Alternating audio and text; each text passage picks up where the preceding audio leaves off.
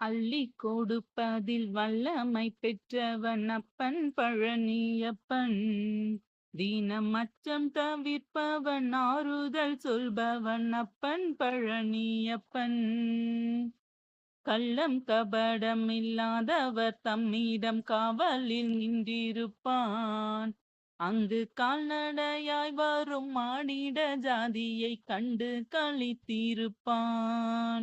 துள்ளி வரும் வடிவேலுக்கு மேலொரு ஜோதி பிளம்பும் உண்டோ? அந்த சுப்பையன் போலொரு அற்புத தெய்வத்தை சொல்ல மொழியும் உண்டோ? வெள்ளி முகம் 12யும் கண்ட பின் வேறொரு சொர்க்கம் உண்டோ?